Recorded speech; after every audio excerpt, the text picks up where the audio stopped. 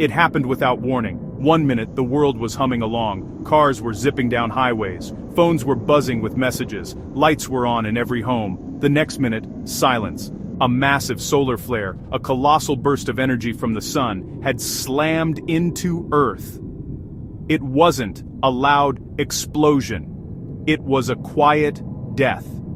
The power grid collapsed instantly. Every circuit, every battery, every engine just stopped. The sky was clear, but for humanity, it was the darkest day in modern history. The age of technology was over in a flash. The initial hours were filled with a strange, unnerving quiet. People stepped out of their darkened homes, looking at the sky, then at their neighbors. Their cars wouldn't start.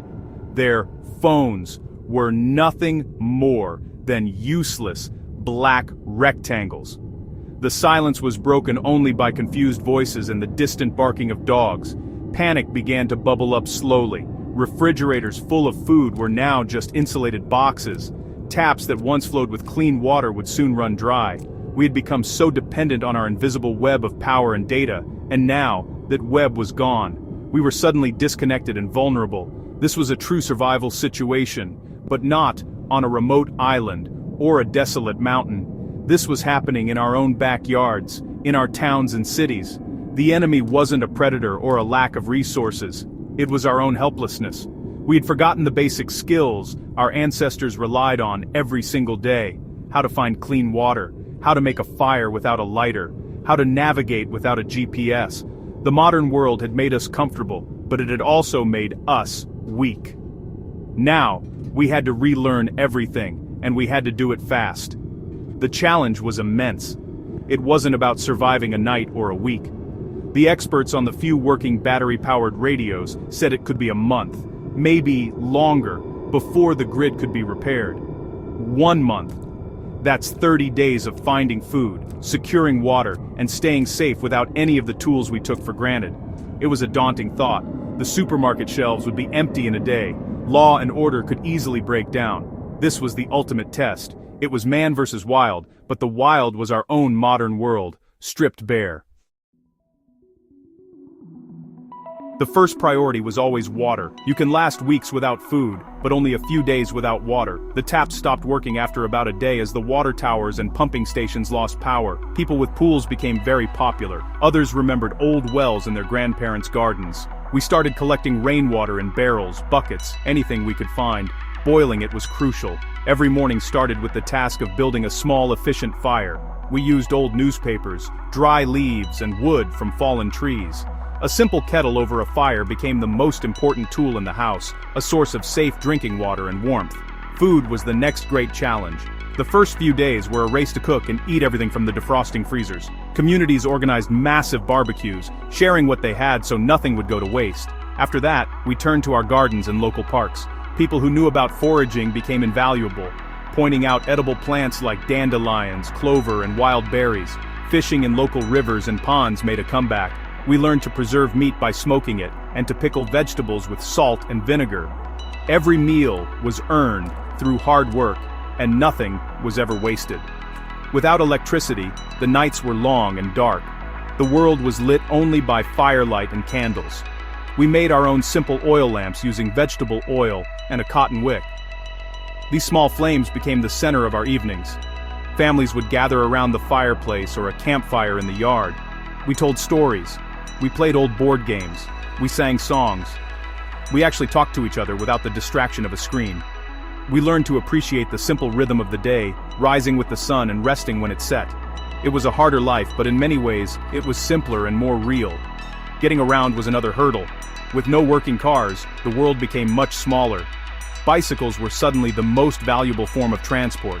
People dug them out of sheds, fixed flat tires, and oiled rusty chains. For longer distances or for carrying heavy loads, we relied on our own 2 feet. We formed walking groups to travel to nearby towns for trade or news. We learned the landscape around us, the gentle hills and the flowing streams, in a way we never had when speeding past in a car. The world slowed down to a walking pace, and we started to notice the details we had always missed. In the face of this global disaster, something amazing happened. People came together. The initial fear and confusion gave way to a powerful sense of community. Neighbors who had barely known each other's names were now working side by side. We formed neighborhood watches to ensure everyone was safe. We pooled our resources. The person with a well-stocked pantry shared their canned goods. The former carpenter fixed broken fences and built shelters. The retired nurse tended to the sick and injured. We became a tribe, each person contributing their skills for the good of the group. Communication became creative. With no phones or internet, we went back to basics. We posted news and messages on a community bulletin board in the town square. Runners, often young and energetic teenagers on bikes, carried messages between different neighborhoods and even to nearby towns. We used simple signals, like a specific colored flag hung on a porch, to show if a household needed help. At night, we used mirrors and flashlights to send coded messages across valleys. We found new ways to connect, driven by the fundamental human need to communicate and cooperate. This was the spirit of survival in action. Of course, it wasn't all perfect. There was fear. There were arguments over scarce resources. Not everyone was trustworthy, and we had to be vigilant to protect our supplies from those who would rather take than contribute. But these instances were the exception, not the rule. The crisis brought out the best in most people.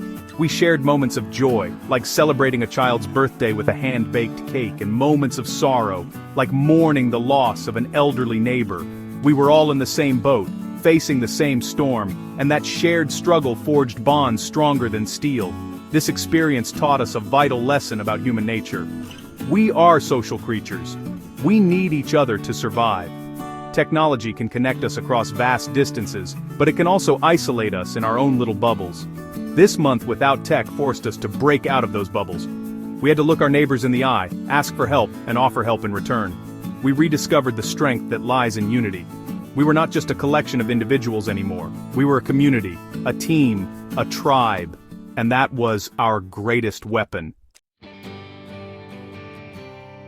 Then, just as suddenly as it had vanished, it returned. A single light flickered on. A distant hum grew into the familiar sound of the grid. Technology was back. The return of power brought a wave of relief and celebration. The simple joy of a hot shower, a cold drink from the fridge, or hearing a loved one's voice on the phone was overwhelming. People danced in the streets as the lights came back on, a symbol that the long dark month was finally over.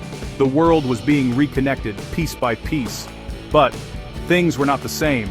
We looked at our phones and computers differently now. We had survived without them. We had connected with each other on a deeper level.